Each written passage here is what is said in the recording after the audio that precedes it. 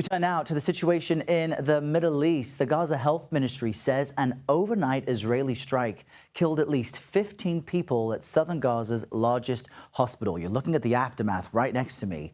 And a second missile hit the hospital after rescue crews arrived. Now, those strikes killed 4 journalists. 2 were freelance reporters. The others worked for Reuters and Al Jazeera. In a statement, the Israeli military admitted to carrying out a strike near the hospital, but didn't specify its target. The IDF also claimed that it, quote, does not target journalists. CBS News foreign correspondent Chris Livesay has reported extensively from the region and joins us now with more on all of this. Chris, what do we know about the sequence of events, and also underscore for our viewers just how challenging it is to gather specific details from this part of the world? Absolutely, Errol. You note that I've reported extensively from the region, but I have to underscore the fact that I've been to Gaza, just as we all have among the foreign correspondents, but never able to operate freely, not since the start of this war. And that's because Israel will only let journalists enter with an escort of the IDF. So as you can imagine, that puts severe limitations on our ability to report freely. Now, what we know about this attack is that part of it, at least, was captured on live television. Egyptian broadcasters captured the moment that second reported strike struck the hospital. That was the moment, according to Hamas-backed Gaza officials, when journalists and rescuers were responding to that scene, gathering at the site of the initial blast, and that's when that second blast hit them.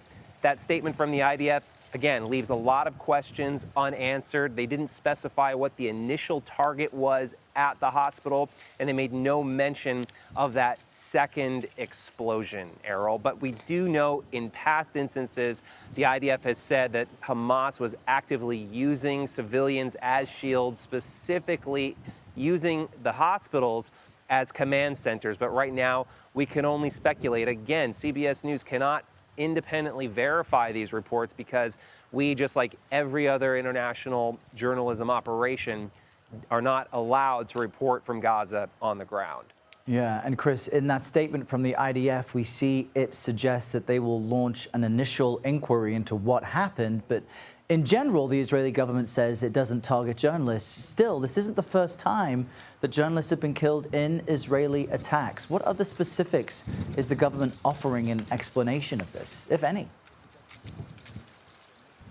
Well, one of the things that makes this attack just so alarming is that 2 weeks ago, there was another attack that killed 6 journalists, all of them from Al Jazeera, one of them a correspondent who'd even won a Pulitzer Prize for his reporting since the beginning, virtually the beginning of the war that started nearly 2 years ago.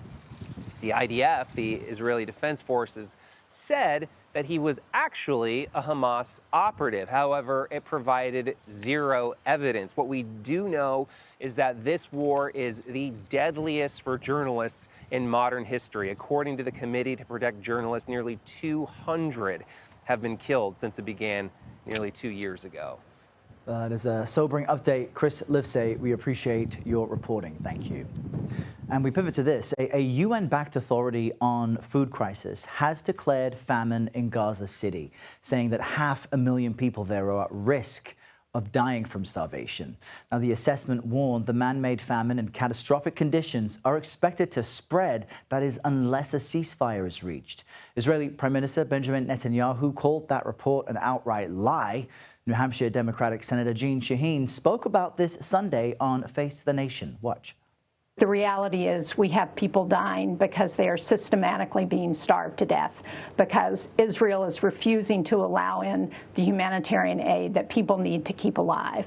Not only that, they're getting ready to do another, or they've already started planning another major incursion into Gaza in ways that are going to kill more people. So this is not acceptable. The world needs to speak out.